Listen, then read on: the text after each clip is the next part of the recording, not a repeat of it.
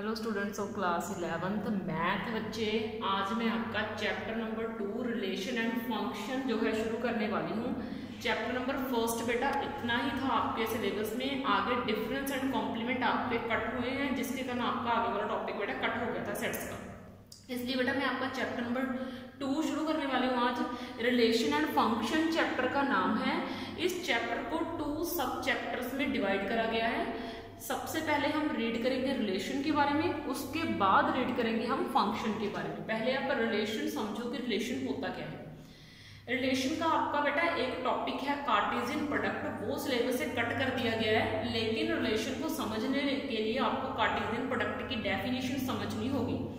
तो देखो बेटा रिलेशन है, firstly we introduce Cartesian product. सबसे पहले हम कार्टेशियन प्रोडक्ट के बारे में थोड़ा सा रीड करेंगे।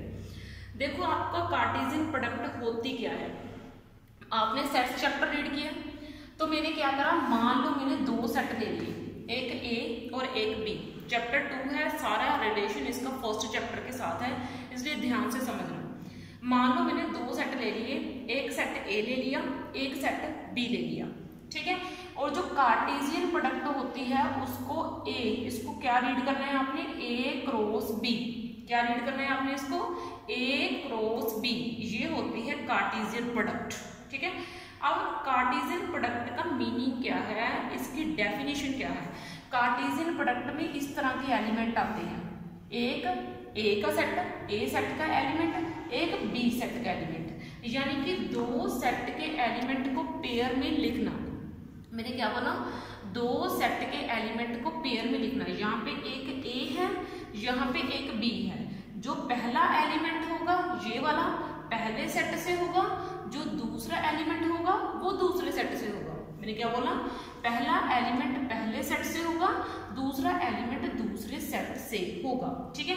तो इसको हम कैसे रीड करेंगे, a cross b is equals to a comma b such that a belongs to capital A and b belongs to capital B।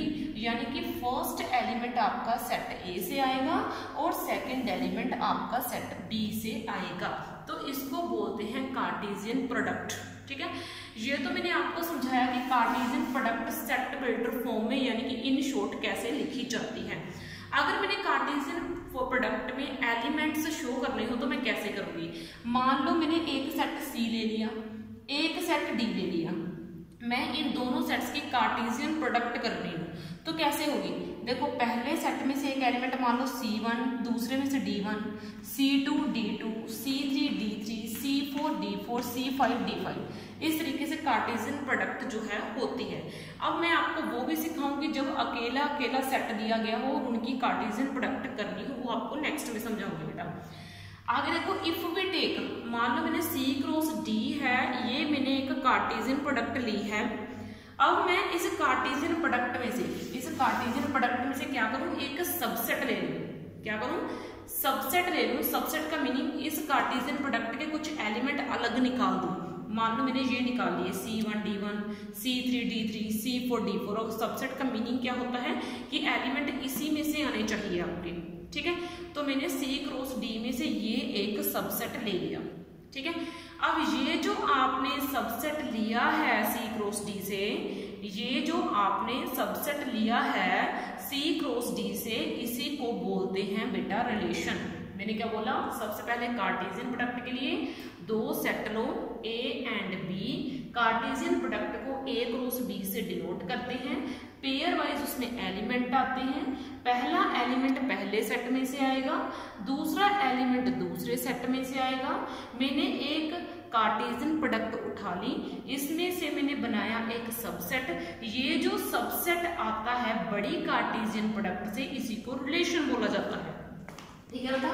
तो the subset of Cartesian product of C cross D is called relation and it is denoted by capital R। और relation को capital R से denote करा जाता है। और ये जो पेयर हम लेते हैं ना, A क्रॉस B जो हम पेयर बनाते हैं, इसमें जो फर्स्ट एलिमेंट होता है A, इसको बेटा हम बोलते हैं डोमेन। और जो आपका सेकंड एलिमेंट होता है इसको बोलते हैं रेंज। अब ये डोमेन क्या होती है, रेंज क्या होती है, ये आपको नेक्स्ट वीडियो में समझा दिया जाएगा। लेकिन इसमें फर्स्ट एलिमेंट को डोमेन, सेकंड को रेंज बोला जाता है।